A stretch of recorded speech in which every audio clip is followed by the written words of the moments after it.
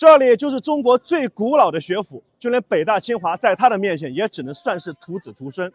它是中国古代著名的4大书院之一，从南宋开始办学，直到现在还在招生。它是世界上延续时间最长、规制最完整、名师最多、培养人才最突出的地方。王阳明、朱熹、张氏、杨昌济曾经在这里讲学，曾国藩、左宗棠曾经也在此学习。一座书院承包了中国半部近代史。那岳麓书院为何会这么牛？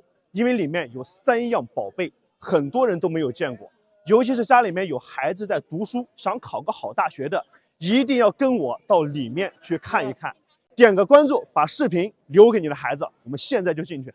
岳麓书院呢，距今有1000多年了，现在还保留着原址原貌。公元976年，潭州太守朱栋在生人办学的基础上，再由官府捐资兴建，正式创立。门牌上4个字“岳麓书院”匾额是宋朝的皇帝宋真宗御笔敕书。岳麓书院经历了南宋、元朝、明朝、清朝，在1926年这里改为了湖南大学。岳麓书院门口呢有一副很短的对联：“惟楚有才，于斯为盛。”意思就是说楚国呀人才济济，但是这里最为旺盛。看见这副对联啊，瞬间就感觉特别的自豪，因为我的家乡安徽淮南在古代也是楚国的地界。咱们现在呢就到里面去看一看。我们进来以后呢，首先映入眼帘的就是前面悬挂的匾额，上面刻有4个古朴苍劲的大字“实事求是”。实事求是最早见于《汉书·景石山王传》，意思就是称赞河间献王刘德注重实政的治学风格。后来湖南大学呢，并将其作为校训，引导学生尊重事实、崇尚科学、追求真理。这里面呢，就是岳麓书院的第1样宝贝。我们现在就去看一看到底是什么。岳麓书院的第1样宝贝就是我们现在所看见的这2把椅子。南宋时的岳麓书院呢，是一个开放性的教育基地，一般呢是由书院的学者或者聘请其他的学者来院讲学，主打的就是开放自由。不同的观点的学者呢，学派都可以在岳麓书院会讲、对话、辩论，推崇精神往来、自由研究。不但老师呢可以自由讲学，南宋时期甚至学生也可以自由的去选择老师，并且乐意接受不同学术观点的老师讲学。这种宽松自由讲学的方式是很多地方都做不到的，其中最著名的就是朱张会讲。当时朱熹来访，与张氏论学，会讲高峰呢竟然3天3夜不下讲坛，前来听讲的人呢更是络绎不绝，人山人海。他们骑来的马当时把池子里面的水都喝干了。这一次精彩的会讲呢，开创了中国书院会讲之先河，推动了宋代理学和中国古代哲学的发展，就是在岳麓书院。那有人可能会问，岳麓书院为什么这么牛？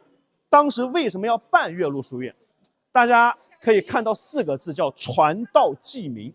它的存在呢，不是为了培养获取功名利禄的人，而是成就传道济民之才，就是传承中华传统文化之道，要爱国利民。所以古代岳麓书院人才培养的目的不是为了功名利禄，不是为了吃饱饭，它是站在国家建设和文化的发展、增进人民福祉的角度来培养人才。所以传道济民也非常能够代表湖南乡文化的精神，这也是岳麓书院办学和人才培养的宗旨，并且1000多年来都是如此。所以你到很多大学去参观，清华、北大、厦门大学全部都不允许进入，要提前预约。但是湖南大学秉持着开放自由，你可以随时进来参观，这就是区别。因为岳麓书院的传承的文化跟其他大学都不一样。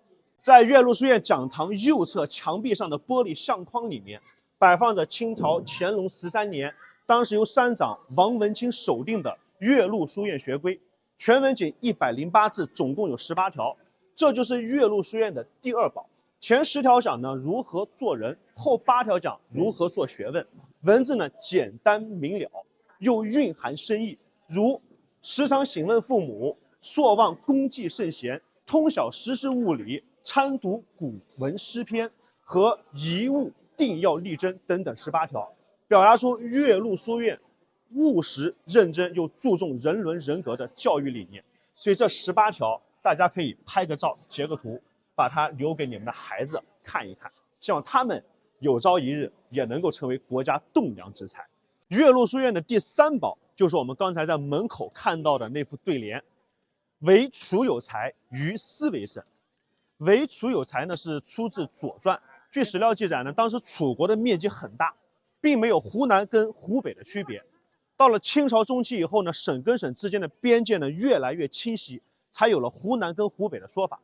清朝相当长的一段时间，因为湖南它是没有考场的，而湖南考试呢必须要坐船越过洞庭湖到湖北去参加考试，跟湖北的学生一块考。唯楚有才，于斯为甚。意思就是说，楚国人才济济，大多呢都是来自于我岳麓书院。所以岳麓书院呢是我来过景区人很多，但是特别安静的一个地方，处处都彰显着文化气息。如果有机会有时间，带上你们的孩子来感受一下这一座世界上最古老的学院，它的魅力是你没有办法用语言能够表达出来的。今天我们冒雨来到了袁隆平院士的墓园，带你们一起去看一看这位伟大的工程院院士。走吧。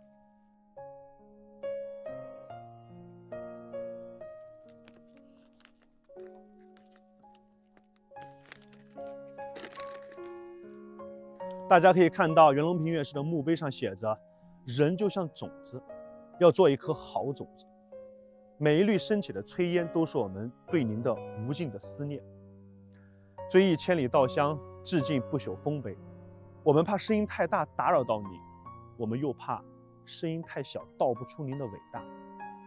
袁隆平院士离开我们已经快3年了，但是仿佛这件事情就发生在昨天。袁隆平院士1953年毕业后至1971年，开始了17年的农业教学生涯。29岁时发现特殊性状水稻，1964年7月5日培养出第1代雄性不育猪种子。1980年10月，50岁的袁隆平院士研究杂交水稻全面成功。2020年11月2日，袁隆平院士领衔的杂交水稻双季测产达到了亩产1530.76公斤。如果全世界有1半的地方种植杂交水稻，每年可以多养活5亿人。袁隆平爷爷并没有离开，他只是带着他的种子去帮助另外一个世界了。生怕再过几十年，没有人知道袁隆平爷爷是做什么的。就像现在很多人甚至已经忘记了钱学森、邓稼先这样的伟大科学家。致敬伟人，致敬伟大的科学家，我们不能够忘记他们。